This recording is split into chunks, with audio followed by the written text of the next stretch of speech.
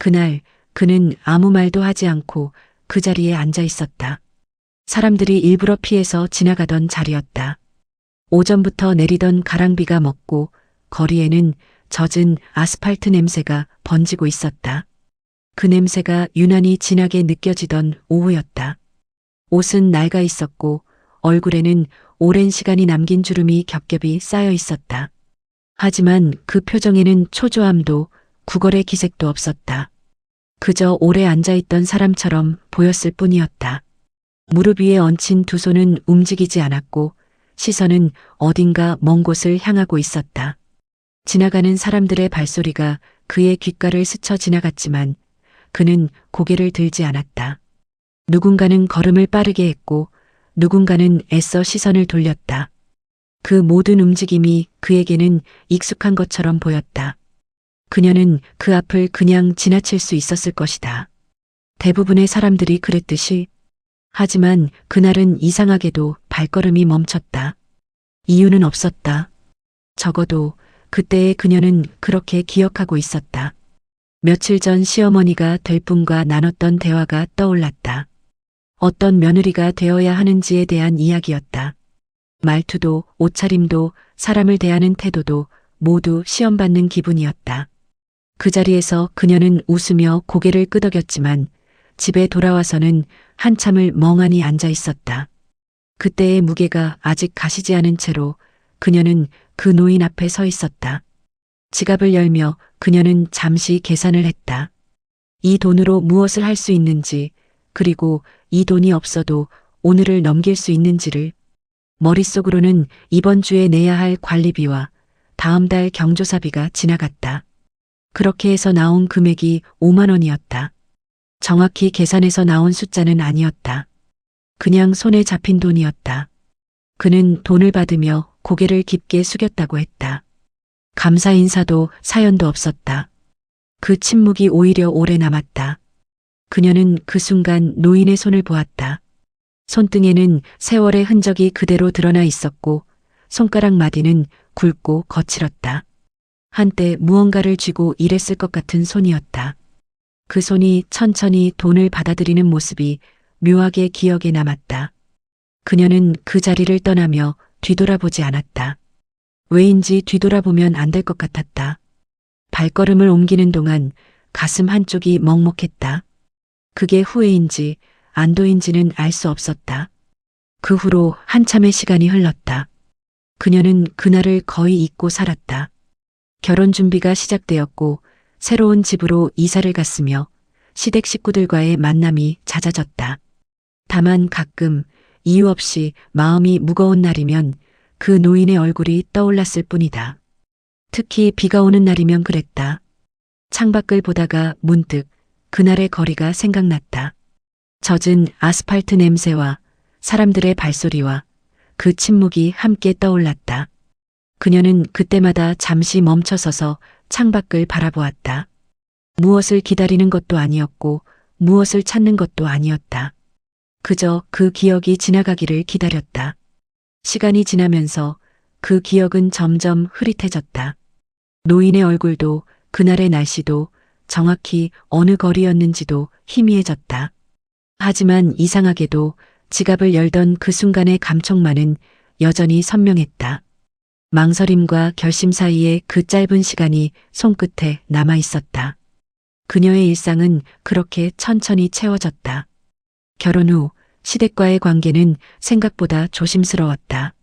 말 한마디, 행동 하나하나가 평가받는 기분이었다. 시어머니는 직접적으로 무언가를 요구하지는 않았지만 그 기대는 늘 공기처럼 존재했다. 그녀는 그 기대를 읽으려 애썼고 맞추려 노력했다. 하지만 가끔은 자신이 누구인지 잊어버릴 것 같은 순간들이 찾아왔다. 그럴 때면 그녀는 혼자만의 시간을 가졌다. 작은 카페에 앉아 커피를 마시거나 공원을 천천히 걷거나 아무 생각 없이 하늘을 보았다. 그런 순간들이 그녀를 지탱해 주었다. 어느 날 그녀는 시어머니와 함께 백화점에 갔다. 시어머니가 선물할 물건을 고르는 자리였다. 매장을 돌며 이것저것 살펴보던 중 시어머니가 물었다.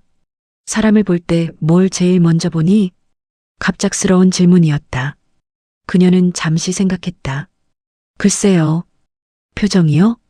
시어머니는 고개를 끄덕였지만 만족스러운 표정은 아니었다. 나는 말이야, 그 사람이 다른 사람을 어떻게 대하는지를 봐. 특히 자기보다 약한 사람한테. 그 말이 오래 남았다. 집으로 돌아오는 길에 그녀는 계속 그 말을 되새겼다. 자기보다 약한 사람. 그게 누구를 의미하는지, 어떤 상황을 말하는지 곰곰이 생각했다. 그러다 문득 그날의 노인이 떠올랐다. 비 온 뒤의 거리, 사람들이 피해 지나가던 그 자리, 침묵 속에 앉아있던 그 노인. 그녀는 그때 그를 어떻게 대했던가. 동정도 아니었고 연민도 아니었다. 그저 지나칠 수 없었을 뿐이었다. 그 이유를 그녀는 아직도 정확히 설명할 수 없었다. 계절이 바뀌었다. 그녀의 삶에도 변화가 찾아왔다. 남편의 회사에서 큰 프로젝트가 성사되었고 그로 인해 집안 분위기가 한결 밝아졌다. 시댁 식구들과의 모임도 잦아졌다. 어느 저녁 시아버지가 말씀하셨다. 우리 회장님이 오랜만에 가족들을 만나고 싶어 하신대. 회장님. 그녀는 그 단어를 처음 들었다. 남편의 회사는 큰 기업의 협력사였고 그 본사의 창업주가 바로 그 회장이었다. 어떤 분이세요? 그녀가 조심스럽게 물었다. 글쎄, 나도 직접 뵌 적은 없어. 아주 오래전부터 일선에서 물러나셨거든. 하지만 가끔 이렇게 사람들을 만나고 싶어 하신다더군. 며칠 후 그 만남이 잡혔다. 장소는 조용한 한식당이었다.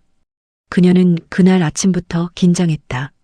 무슨 옷을 입어야 할지, 어떤 말을 해야 할지 계속 고민했다. 남편은 태연하게 말했다. 그냥 편하게 계시면 돼. 회장님은 격식 같은 거 안 따지시는 분이래. 하지만 그 말이 오히려 더 부담스러웠다. 식당에 도착했을 때 이미 몇 사람이 먼저 와 있었다.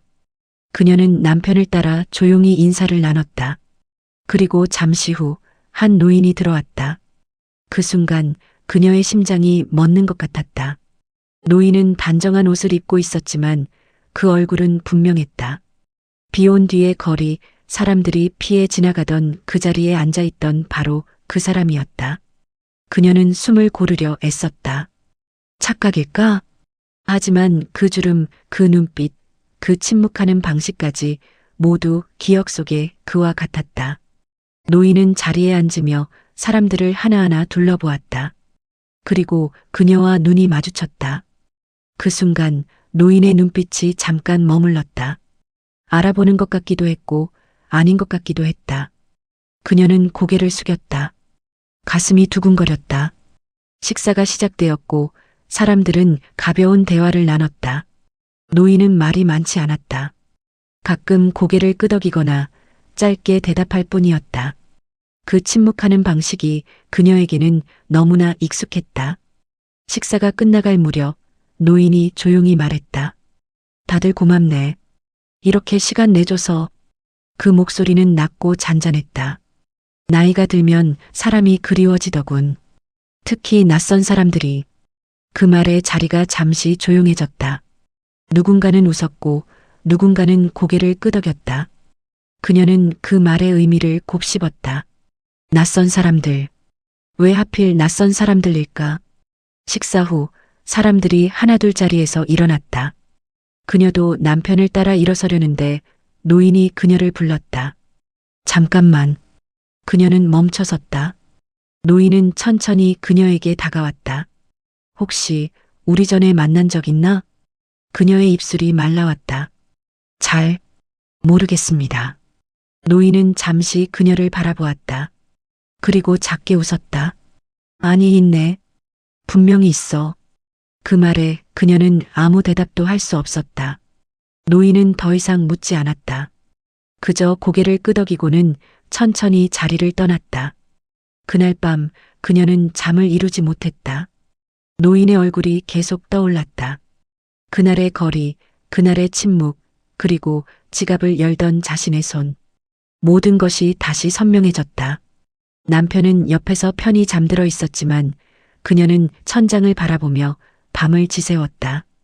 며칠 후 시아버지로부터 연락이 왔다. 회장님이 자네를 따로 만나고 싶어 하신대. 그녀는 가슴이 철렁했다. 왜? 저를요? 글쎄, 나도 잘 모르겠어. 하지만 회장님 부탁이니 한번 가보게. 약속 장소는 작은 찻집이었다. 그녀는 그날도 아침부터 긴장했다. 무슨 말을 해야 할지, 어떻게 행동해야 할지 알 수 없었다. 찻집에 도착했을 때 노인은 이미 창가 자리에 앉아 있었다. 그녀를 보자 노인은 손짓으로 앞자리를 가리켰다. 앉게. 그녀는 조용히 앉았다. 노인은 차를 따르며 말했다. 놀랐지? 그녀는 고개를 숙였다.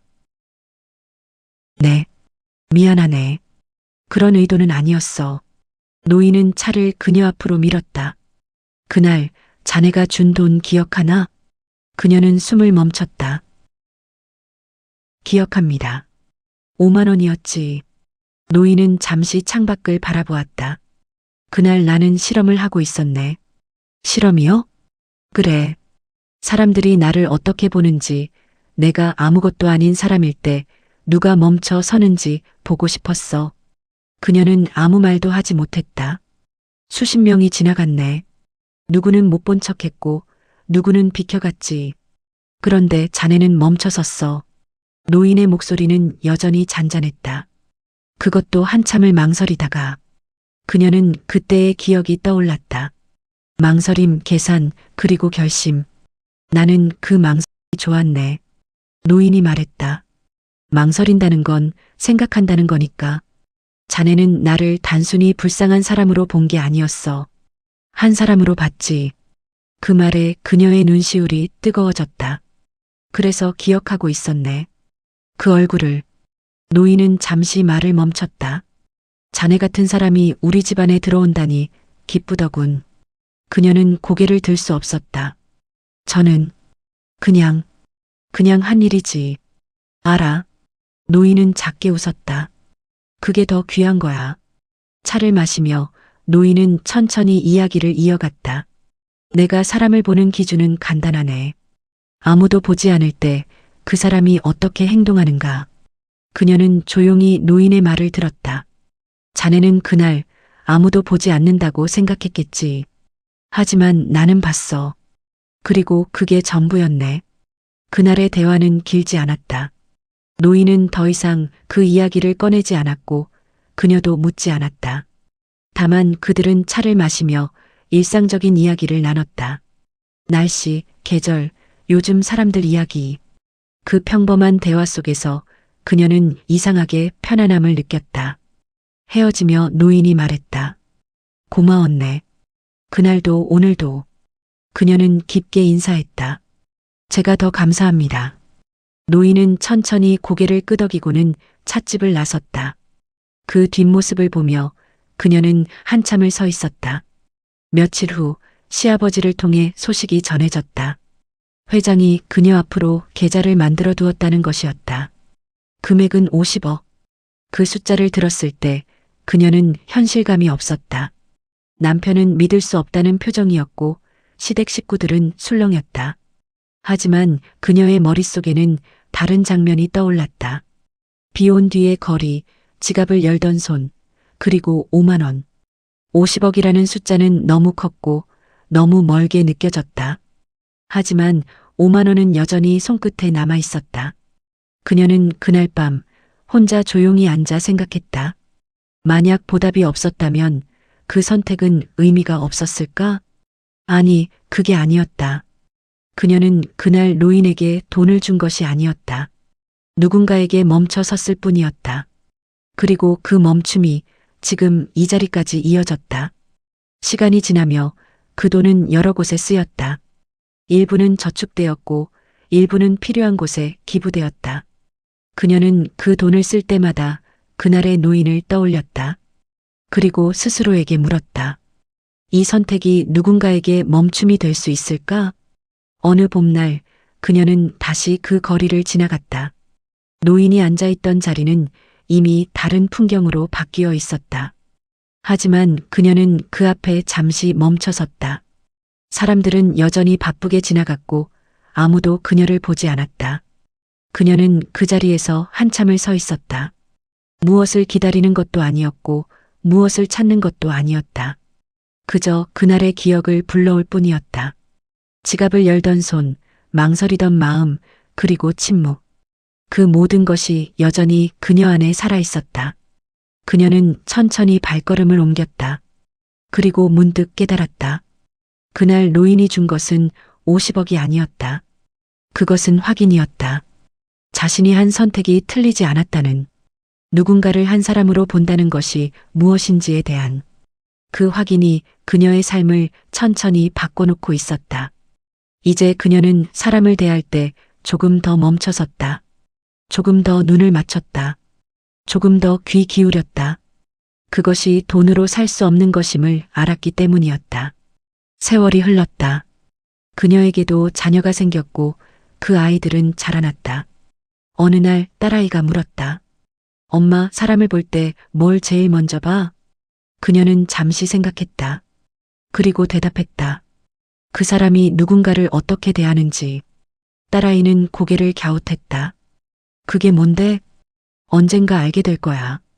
그녀는 딸의 머리를 쓰다듬으며 말했다. 아주 천천히. 그날 밤 그녀는 오랜만에 그 기억을 꺼내보았다.